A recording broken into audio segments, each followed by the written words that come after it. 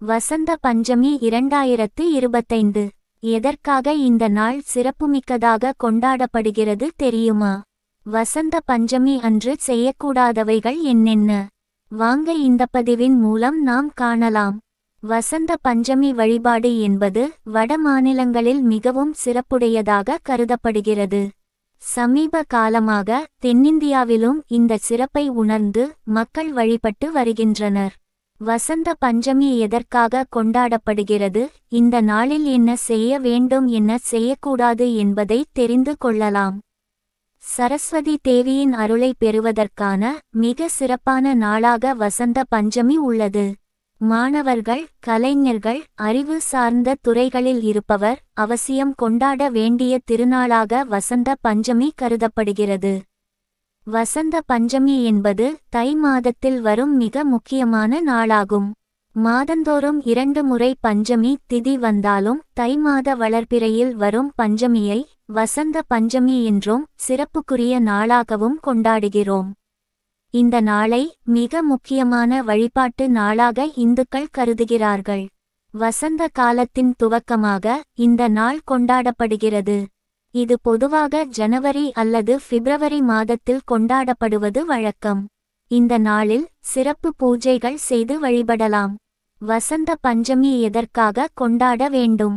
வசந்த பஞ்சமி என்பது கல்வி, ஞானம், கலைகளின் கடவுளான சரஸ்வதி தேவியின் அவதார தினம் ஆகும்.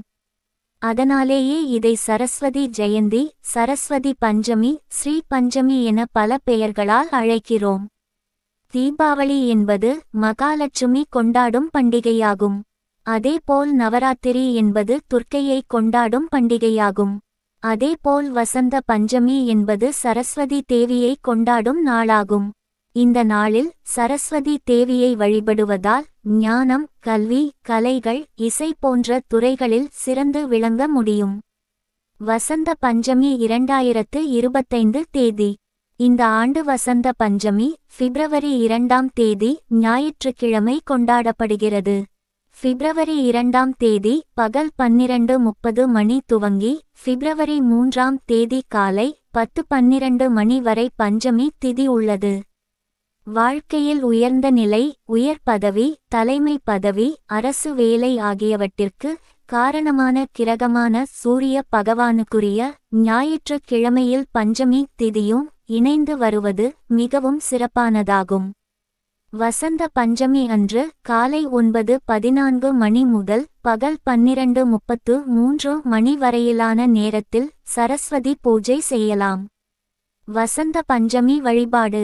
பல கல்வி நிறுவனங்களில் வசந்த பஞ்சமி அன்று சரஸ்வதி பூஜை நடத்தப்படும். குழந்தைகளுக்கு கல்வியை துவங்குவதற்கான வித்யாரம்பம் நிகழ்வும் நடத்தப்பட்டு பள்ளிகளில் மாணவர் சேர்க்கையும் நடத்தப்படும். இந்த நாளில் சரஸ்வதியை வழிபட்டால் ஞானம், அறிவு, கல்வியில் வெற்றி ஆகியவை கிடைக்கும் என்பது நம்பிக்கை. புதிய கலைகளின் பயிற்சிகளை துவங்க நினைப்பவர்கள் இந்த நாளில் துவங்குவது சிறந்த பலனை தரும். சரஸ்வதியின் அருள் பரிபூரணமாக கிடைக்கும். உயர்கல்விக்கான முயற்சிகளை இன்று துவங்குவதும் நல்லது. வசந்த பஞ்சமியில் செய்ய வேண்டியவை. வசந்த பஞ்சமி அன்று மஞ்சள் நிற உடையணிந்து கொள்வது நல்லது. மஞ்சள் நிறம் என்பது அன்பு, செல்வ வளம், தூய்மை ஆகியவற்றை குறிப்பதாகும். சரஸ்வதி தேவியின் சிலையை வாசனை மிகுந்த மலர்களால் அலங்கரித்து நைவேத்தியமாக கேசரி படைத்து வழிபடுவது சிறப்பு. மாணவர்கள் தங்களின் புத்தகங்களை சரஸ்வதி படத்திற்கு முன் வைத்து வணங்கி சரஸ்வதி தேவியின் அருளை பெற வேண்டும். இந்த நாளில் பஞ்சாப், ஹரியானா போன்ற மாநிலங்களில் பட்டம் விடும் திருவிழா நடத்தப்படுவது வழக்கம்.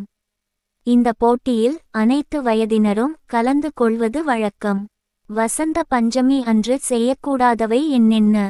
வசந்த பஞ்சமி அன்று சில பழக்கவழக்கங்களை பின்பற்றுவது அவசியமாகும். வசந்த காலத்தை வரவேற்கும் விதத்தில் வசந்த பஞ்சமி கொண்டாடப்படும் நிலையில் அன்றைய தினம் நீங்கள் மரங்கள், செடிகள் ஆகியவற்றை வெட்டக்கூடாது. இயற்கையை அவமதிக்கும் செயல்களில் ஈடுபடவே கூடாது. அன்றைய தினம் புலால் உண்பது கூடாது என நம்பப்படுகிறது. மது அருந்துவது கூடாது.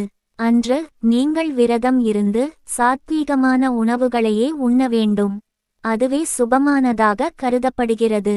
முக்கியமாக யாரிடமும் கடுமையான வார்த்தைகளை பயன்படுத்தாதீர்கள்.